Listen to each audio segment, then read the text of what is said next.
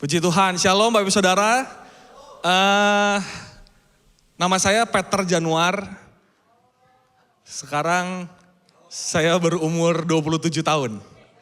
Baru pertama kali saudara, jadi saya perkenalan dulu Bapak Ibu Saudara. Saya mempunyai istri, di sini namanya Verna. Dan sedang mengandung 6 bulan, doakan semuanya lancar. Dan saya kuliah S1 Teologi di Sekolah Tinggi Teologi Karisma 2017 beres. Tahun kemarin S2 Sekolah Tinggi Teologi Karisma juga baru beres. Jadi ya segitu. This is my first time here, jadi mukanya yang ramah-ramah Bapak Saudara ya. Puji Tuhan ya. Oke Bapak Saudara, kita sama-sama mau belajar firman Tuhan. Hari ini bukan saya yang mengajari Bapak Saudara, tapi saya juga ikutan sama-sama belajar kok di sini. Nah Bapak Saudara, kita masuk ke slide-nya. Bapak Saudara, ada yang pernah lihat apa ini namanya? Janji jiwa, betul. Logo janji jiwa kayak gini, baru sadar juga saya nih. Ternyata Bapak Saudara, tanda kelingking janji ini adalah namanya pinky promise. Sama-sama katakan saya pinky promise. Ternyata Bapak Saudara, pinky promise itu berasal dari Jepang. Nama aslinya adalah Yubikiri. Jadi pinky promise itu ternyata pertama dibuat oleh mafia-mafia Jepang Bapak Saudara. Mafia-mafia Jepang dia kalau udah janji bisnis akhirnya dia janji gini. Karena kalau salah satu mengingkari kelingkingnya harus dipotong. Saya juga baru tahu Bapak Saudara, gak apa-apa. Saya baru tahu. Ternyata selama ini saya suka janji misalnya sama teman, sama Verna janji gak akan gini lagi. Ternyata arti dari pinky promise ini ternyata sangat-sangat besar dan berat. Nah Bapak Saudara, seringkali masalah terjadi di antara manusia atau di dalam kehidupan kita itu karena ada janji-janji yang tidak digenapi. Seringkali mungkin kita seringkali ada janji bisnis dengan teman kita. Oke, kita janji bisnis 50-50, nanti kita bagi dan lain-lain. Akhirnya ada yang dibawa kabur dan lain-lain. Atau janji investasi. Investasi bodong katanya. Kebetulan saya juga punya perusahaan franchise dan banyak banget yang black campaign juga ke perusahaan saya gitu bahwa wah perusahaan ini kurang baik dan gini-gini. Karena janjinya tidak ditepati. Atau mungkin janji dalam hubungan Bapak Saudara. Pada saat kita mempunyai pasangan, suami atau istri, atau Bapak Saudara yang belum menikah, masih single, masih pacaran, katanya janji kemarin udah gak akan kayak gitu lagi. Tapi kamu ulangi lagi ternyata. Katanya kemarin janji mau jemput jam 2. Tapi kamu jam 5 baru datang. Semua masalah kadang-kadang terjadi karena ada janji yang tidak ditepati. Bahkan Bapak Saudara di dalam kehidupan kita ada masalah, ada up and down dalam hidup kita. Kadang-kadang kita bertanya, katanya Tuhan janji memberkati. Katanya Tuhan janji melindungi. Katanya Tuhan janji membuat jalan saya menjadi jalan yang beruntung. Bahkan Yosua 1 ayat 8 bilang, janganlah engkau lupa memperkatakan kitab Taurat ini siang dan malam. Tetapi renungkanlah itu siang dan malam supaya engkau bertindak hati-hati sesuai dengan segala yang tertulis di dalamnya. Sebab dengan demikian perjalananmu akan berhasil dan engkau akan beruntung. Loh katanya janji Tuhan saya akan berhasil, saya akan beruntung. Tapi ketika ada masalah hidup kadang-kadang kita bertanya Bapak Saudara. Kita bertanya, does God still care? Apa Tuhan masih peduli sama hidup saya? Apa kadang-kadang kita bertanya, mana Tuhan? Saya lagi butuh Tuhan, tapi Tuhan tidak ada. Akhirnya pertanyaan ini seringkali muncul dalam hati kita Bapak Saudara. Tuhan emang masih peduli ya sama saya? Karena mungkin kita lagi lemah, kita lagi sendiri. Wajar kita mempunyai pertanyaan-pertanyaan seperti ini karena saya juga sering bertanya. Kok Tuhan gak bantu ya? Kok Tuhan gak bantu ya? Bapak Saudara, pagi hari ini kita mau belajar sama-sama. Dari Yonatan dan Daud. Kita akan belajar dari perjanjian Yonatan dengan Daud. Buat Bapak Saudara yang belum tahu, Yonatan adalah anak dari Saul. Saul adalah raja pada waktu itu. Otomatis Yonatan adalah ahli warisnya. Tapi pada kenyataannya Daud yang menjadi raja. Padahal Yonatan adalah ahli waris, tapi ternyata jatuh ke Daud. Dan Yonatan tidak mempermasalahkan itu Bapak Saudara. Karena dia sudah mengikat janji dengan Daud. Padahal bisa aja pada waktu itu mungkin lagi perang, lagi apa. Yonatan bisa aja merusak janjinya Bapak Saudara. Karena keadaan lagi rungsing kata bahasa Sunda. Keadaan lagi rusuh. Bisa aja dia broke the promise. Karena lagi perang dan lain-lain. Tapi Alkitab mencatat Yonatan tidak pernah mengingkari janjinya kepada Daud. Mengapa Yonatan begitu mengasihi Daud? Siang hari ini Bapak Saudara kita akan belajar 3 poin saja di dalam perjanjian Yonatan dan Daud. Yang pertama, saya akan bacakan di 1 Samuel 18 ayat 1 dan 3. Ketika Daud habis berbicara dengan Saul, berpadulah jiwa Yonatan dengan jiwa Daud. Dan Yonatan mengasihi dia seperti jiwanya sendiri. Ayat ketiga, Yonatan mengikat perjanjian dengan Daud karena ia mengasihi dia seperti dirinya sendiri. Yonatan mengasihi Daud seperti dia mengasihi dirinya sendiri. Walaupun Yonatan diperlakukan tidak adil Bapak Saudara. Walaupun Yonatan tidak diperlakukan tidak adil, harusnya saya yang menjadi raja. Tapi kenapa Daud? Tapi karena Yonatan mengasihi Daud seperti dirinya sendiri, dia tidak merusak janji tersebut.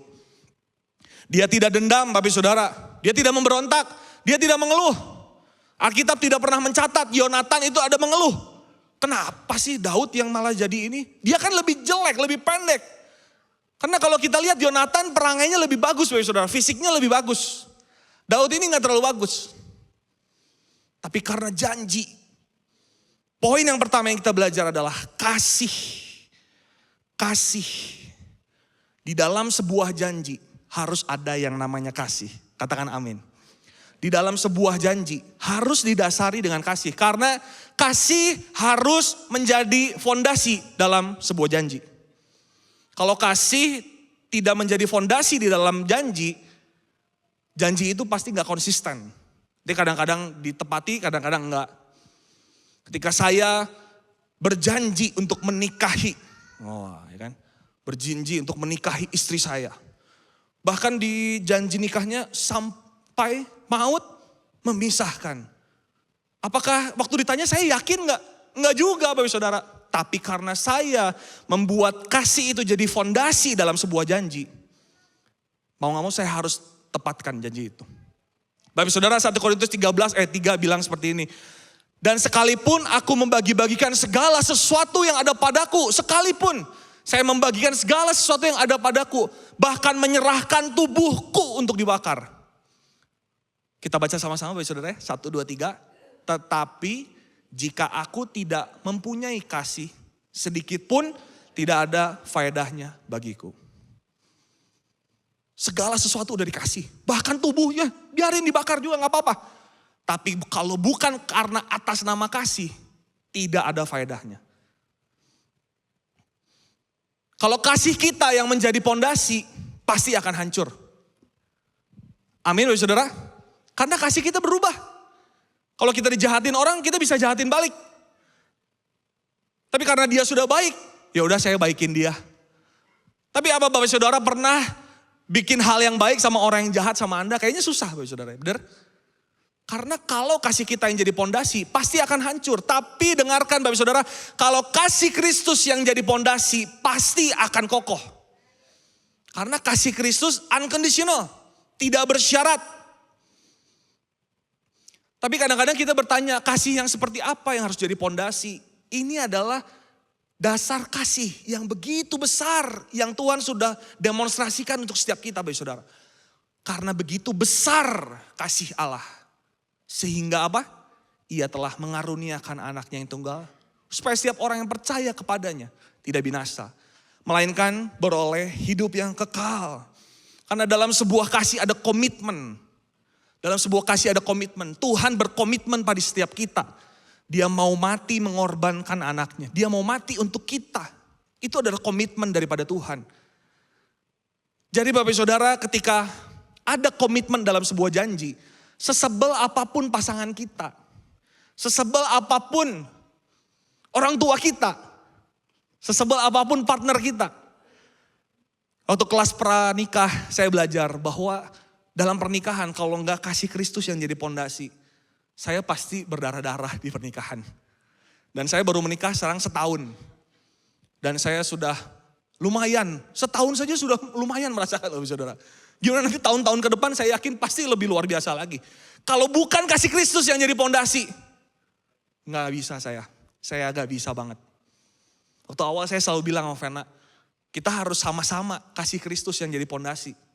Kalau enggak nanti dia nyebelin, saya jadi kesel, jadi udahlah pisah buat lain-lain dan lain-lain. Tapi kalau kasih Kristus unconditional, jadi pondasi, dia akan membuat kita semakin setia dengan janji kita. Sama dengan kasih Yesus pada kita Bapak Ibu Saudara. Dia sudah mengasihi kita, apapun masalah yang terjadi dalam hidup Bapak Ibu Saudara, yakin dan percayalah, Yesus sudah mengasihi Bapak Ibu Saudara. It is done and finished. Jadi jangan sampai ada pertanyaan Bapak Ibu Saudara, kemana Tuhan? Katanya Tuhan mengasihi saya. Tuhan kok nggak dengar doa saya ya? Tuhan kok nggak pernah ngasih mujizat sesuatu sama saya? Percayalah Bapak Ibu Saudara, sudah selesai di kayu salib. Dia sudah mengasihi saudara dulu, sekarang, sampai selama-lamanya. Makanya Bapak Ibu Saudara, ketika kita tahu bahwa ada kasih sebesar ini yang mengasihi kita. Kita baca sama-sama ya. 1, 2, 3. I do not become worry again. Ketika kita tahu ada kasih yang begitu besar sudah mengasihi saya gak jadi worry lagi. Ke depan pasti ada masalah, pasti ada banyak rintangan hidup. Tapi kasih Kristus harus jadi pondasi dalam setiap kita.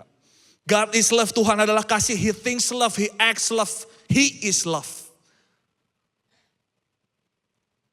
Jangan worry lagi Bapak Ibu Saudara. Karena Tuhan ada di dalam kita. Poin yang kedua. Di dalam janji Yonatan dengan Daud ada rasa percaya. 1 Samuel 18 ayat 4 bilang gini. Yonatan menanggalkan jubah yang dipakainya dan memberikannya pada Daud. Juga baju perangnya sampai pedangnya, panahnya dan ikat pinggangnya. Sepertinya Yonatan kayaknya melucuti semua yang dia punya, dia kasih ke Daud. Itu mengartikan Bapak Ibu Saudara, bahwa Yonatan tidak mau lebih superior daripada Daud. Dia berani menyerahkan segalanya. Berani menyerahkan segalanya. Bapak Ibu Saudara, ketika kita bicara tentang kasih, ketika kita bicara tentang janji, harus ada rasa percaya. Katakan sama-sama saya, rasa percaya. Yonatan mempercayai Daud. Tidak mau membela diri. Tapi Bapak Ibu Saudara, sayangnya Bapak Ibu Saudara, rasa percaya kita itu sudah luntur hari-hari ini. Kenapa? Karena janji kadang-kadang gampang banget untuk tidak ditepati. Misal yang sedang kita hadapi, janji politik Bapak Ibu Saudara. Wah, mulai serem. Jangan bicara itu Peter, jangan bicara itu. Mungkin kayaknya kita udah mulai masuk tahun pemilu, janji doang. Benar Bapak Ibu Saudara? Dan secara tidak sadar itu akan diterapkan dalam kehidupan kita sehari-hari. Misalnya saya ngomong sama istri saya janji jam 3 saya jemput. Allah janji doang katanya. Tapi ini gak terjadi Bapak Ibu Saudara. Dia selalu bilang, puji Tuhan jam 3, puji Tuhan. Wow, luar biasa.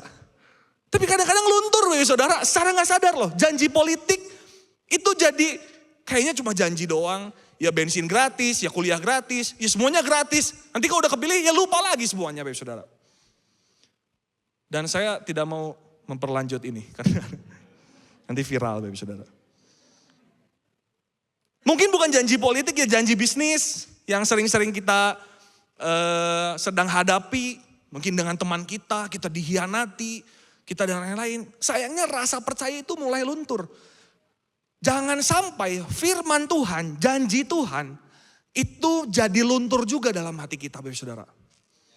Yohanes 10 ayat 28 bilang gini. Dan aku memberikan hidup yang kekal kepada mereka. Dan Tuhan bilang gini, mereka pasti tidak akan binasa sampai selama-lamanya. Dan seorang pun This is what God promised. Dan seorang pun tidak akan merebut mereka dari tanganku. Apa saudara masih percaya hal ini? Apa saudara masih percaya hal ini? Coba tanya di hati kita masing-masing, Bapak Saudara. Apa kita masih percaya akan janji Tuhan yang ini? Nah, Bapak Saudara, kita akan melihat satu cerita. Kita akan melihat satu cerita di kejadian yang sangat brief dalam Alkitab, cepat, tidak dibahas terlalu banyak, yaitu adalah dua penjahat yang disalib bersama Yesus. Bapak Saudara mungkin pernah tahu ceritanya, yang sebelah ngomong, mana katanya Tuhan, selamatin diri lu dong. Selamatin kita juga. Tapi yang sebelah bilang, kamu katanya sembarangan ngomong. Dia gak ada salahnya, tapi disalib. Kita itu penjahat, kita itu memang ketangkep basah lagi ngelakuin kejahatan, jadi kita disalib. Hanya dengan ngomong kayak gitu. Dan penjahat itu bilang, Bapak ingat katanya, nanti kalau di Firdaus ingat sama aku ya. Lalu Yesus bilang apa? Yesus ada yang ingat? Yesus bilang apa? Hari ini juga kamu ada bersama-sama dengan aku di Firdaus.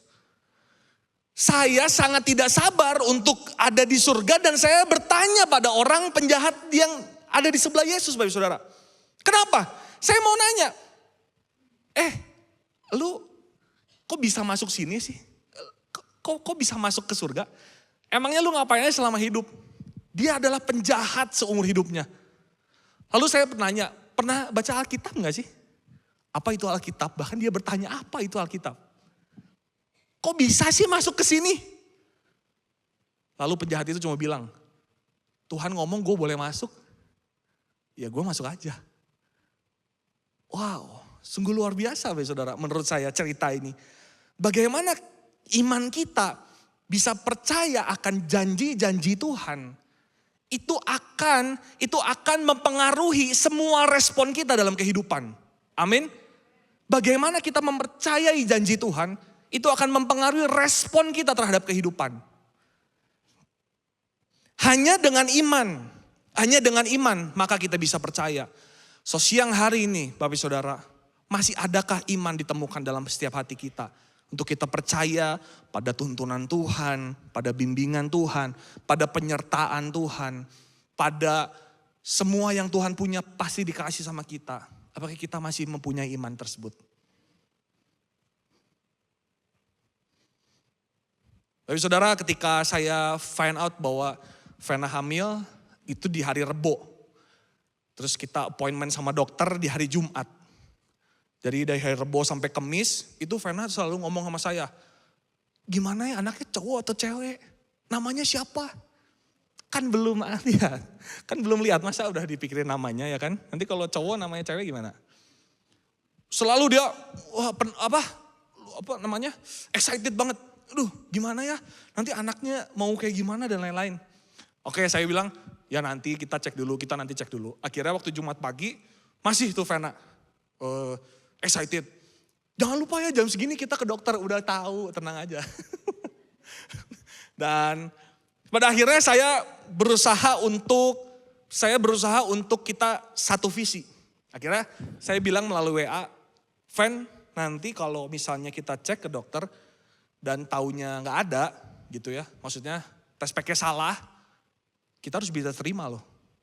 Saya bilang gitu sama Vena, kita harus bisa terima. Karena kenapa? Kita baru nikah selama setahun, Tuhan udah kasih anak. Ada pasangan yang 8-10 tahun nikah, dia merindukan anak, tapi gak dapet. So saya bilang sama Vena, ini semua di luar kontrol kita. Kalau semua udah ada yang tidak di luar kontrol kita, ya udah jangan terlalu worry. Semuanya punya Tuhan kok. Kalau dikasih puji Tuhan, kalau enggak puji Tuhan harus bisa kayak gitu. So ketika 2 bulan Vena mengalami bleeding Bapak Saudara, karena mungkin Vena enggak tahu bahwa di dalamnya sudah ada anak, tapi dia masih semangat untuk nyapu dan ngepel Bapak Saudara. Tapi saya bantu loh. Kok nggak percaya gitu? Saya bantu. Dan dia masih nyapu, ngepel dan lain-lain, akhirnya bleeding, harus bed rest 2 minggu. Ketika waktu kita habis konsultasi sama dokter, waktu ngambil obat, saya melihat Vena di sebelah sudah menangis terisak-isak Bapak Saudara. Waduh saya bingung. Harus apa nih saya, harus apa nih? Gak mungkin saya khotbahin di situ Bapak Saudara. Yohanes 10 ayat 28 Fen. Tuhan pasti tidak, gak mungkin. Oke sabar. As time goes by baru saya ngomong. Ya gak apa-apa mungkin perasaan nangis, oke. Tapi tetap iman kita harus percaya sama rancangan Tuhan. Saya selalu bilang gitu sama dia. Jadi buat Bapak Saudara yang sekarang sedang mengalami krisis iman. Be courage. Saya yakin Tuhan ada di dalam setiap kita Bapak Saudara. Iman kita harus percaya pada setiap rancangan Tuhan. Amin. Slide terakhir, pengorbanan. Poin yang terakhir adalah pengorbanan. Tadi poin yang pertama adalah kasih. Poin yang kedua adalah rasa percaya. Poin yang ketiga yang terdapat di perjanjian Yonatan dengan Daud adalah pengorbanan. Di 1 Samuel 23 ayat 18 dan berkata kepadanya, jangan takut, kata Yonatan. Sebab tangan ayahku Saul tidak akan menangkap engkau. Engkau akan menjadi raja atas Israel dan aku akan menjadi orang kedua di bawahmu. Juga ayahku Saul telah mengetahui yang demikian itu. Yonatan rela berkorban. Ahli warisnya menjadi Daud, bukan dia. Padahal dia ada di bidang yang sama Bapak Saudara. Bidang perang. Tapi kenapa ahli warisnya bukan saya? Tapi Yonatan mau berkorban. Mau berkorban karena dia mengasihi dan dia percaya pada rancangan Tuhan. Jadi dia mau berkorban. Ketika kita bicara mengasihi seseorang, pasti bicara tentang pengorbanan.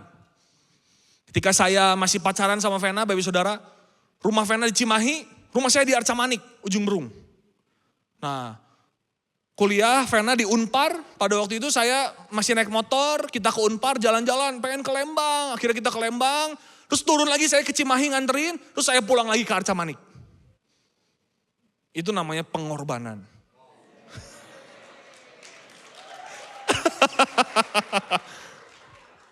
Dan saya belajar karena saya mengasihi Bapak Saudara. Namanya kita mengasihi pasti ada pengorbanan Bapak Saudara. Gak mungkin saya bilang sama Vena, gua sayang sama lu, asli. Demi Tuhan saya senang, sayang. Nanti kita ketemuan di Lembang ya. Gak usah dijemput, nanti kita ketemuan soalnya jauh, gua macet, banjir dan lain-lain. Itu namanya gak ada pengorbanan. Terbukti juga di dalam janji Tuhan Bapak Saudara. Dia mengasihi tapi dia juga berkorban buat setiap kita.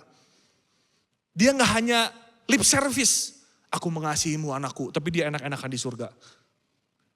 Dia mengutus anaknya berkorban, mati demi kita. Saudara kita akan belajar satu cerita anak kecil yaitu Zakheus. Alkitab mencatat Bapak Saudara bahwa bukan Zakheus yang melihat Tuhan, tapi Tuhan yang melihat Zakheus. Jadi pada waktu itu keadaan sedang banyak orang karena Yesus itu in his peak performance. Lagi terkenal banget. Jadi rame, Zakheus pendek dan dia berusaha mau lihat Yesus, dia akhirnya naik ke pohon ara.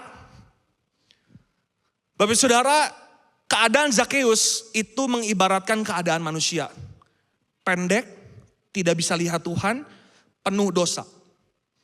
Akhirnya dia naik pohon yang namanya the tree of cross. Tuhan yang siapkan pohonnya. Supaya Zakheus bisa naik dan Tuhan melihat Zakheus.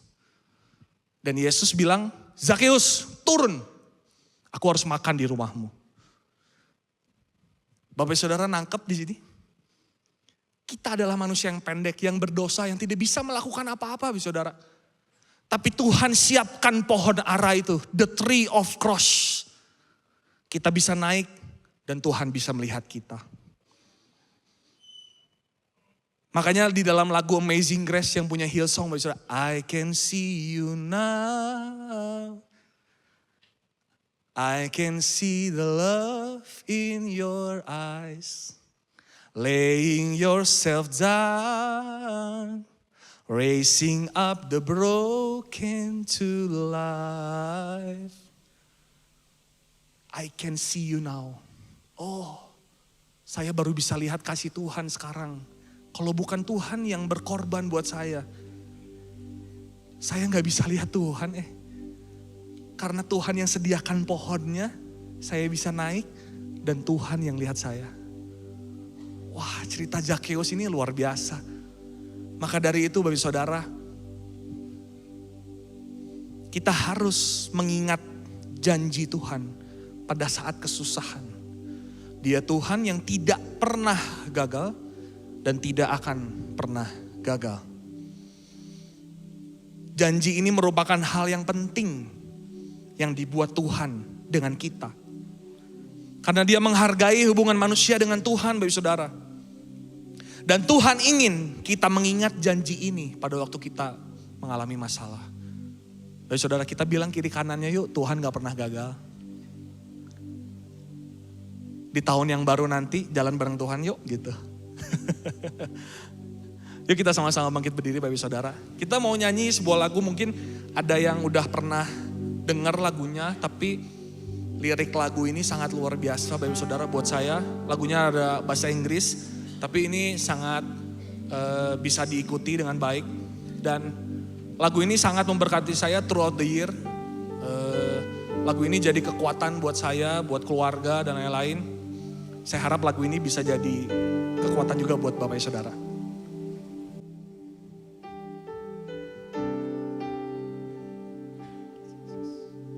Blessed assurance, Jesus is mine. He's been my fourth man in the fire, time after time. Born of His Spirit, washed in His blood, and what He did for me on Calvary is more than enough. Mari kita sama-sama yuk nyanyi lagu ini Bapak Saudara. I trust in God, my Savior, the one who will never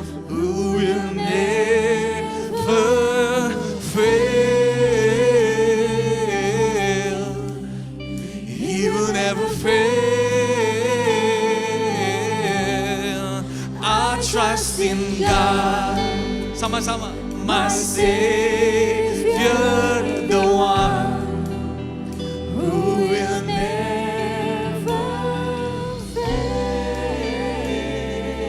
He will never fail. He will never fail. A perfect submission, all is set to rest. Oh, I know the author sudah menentukan langkah kita Bapak Saudara. Oh, so this is my story, this is my song God. And this is my song.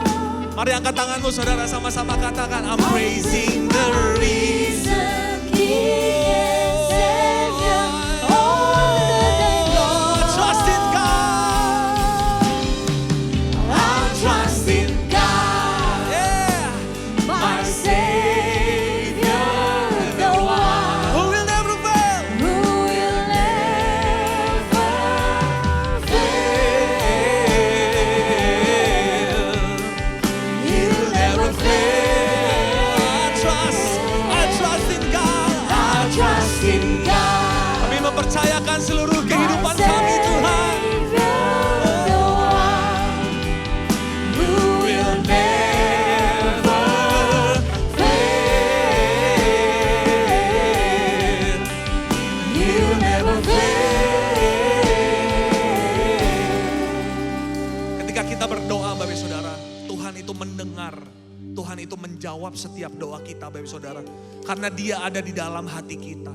Lirik berikutnya bilang, I sought the Lord and He heard and He answered. I sought the Lord and He heard and He answered. I sought the Lord and He heard and He answered. That's why I trust Him. Oh, That's come on, why sama-sama I katakan. trust Him. I sought the Lord, Dia menjawab. and He heard, Dia and mendengar He setiap doa answered. kita. I sought the Lord, and He heard, and He answered. I sought the Lord, You heard. and He heard,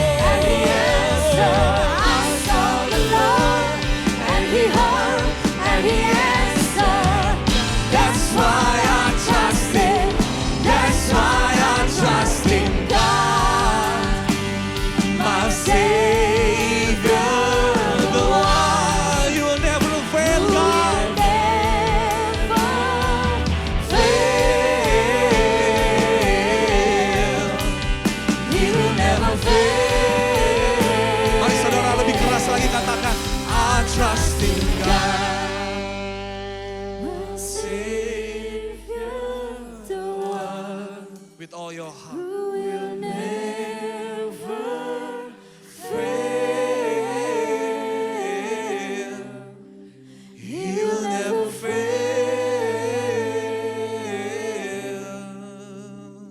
Terima kasih Tuhan.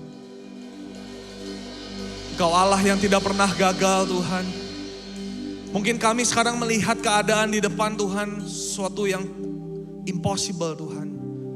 Tapi kami mau lihat Tuhan. Tuhan yang tidak pernah gagal dulu, sekarang, sampai selama-lamanya. Buat setiap Bapak Saudara yang mempunyai beban, pengen didoakan, Bapak Saudara boleh taruh tangan kanan di hati Bapak Saudara. It's okay, gak usah maju dan lain-lain. Saya akan berdoa untuk Bapak Saudara.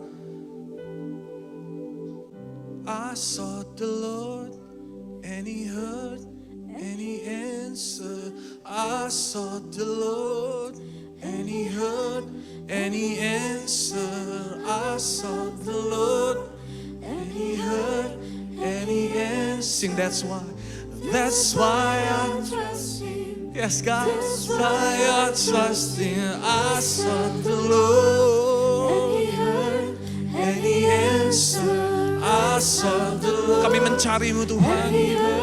Kau mendengar, Kau menjawab Tuhan. I sought the Lord and He heard and He answered. That's why I trust Him. That's why I trust Him. Kita berikan tepuk tangan yang luar biasa buat Tuhan kita, Bapak Saudara. Oh, semua kemuliaan hanya untuk-Mu. Bapa, Engkau melihat setiap tangan yang ada di dada Tuhan. Kami percaya Tuhan, Engkau ada di dalam mereka, mereka ada di dalam Engkau Tuhan. Kami percaya Tuhan, kekuatan dari surga turun buat setiap kami Tuhan.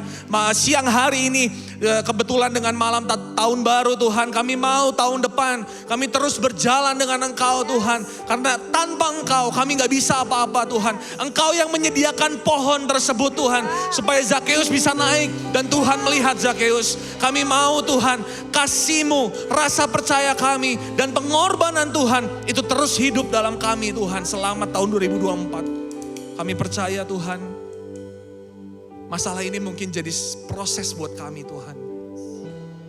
Masalah yang Tuhan izinkan terjadi, ini adalah proses dari Tuhan. Dan kami percaya Engkau adalah Tuhan yang senang dalam proses.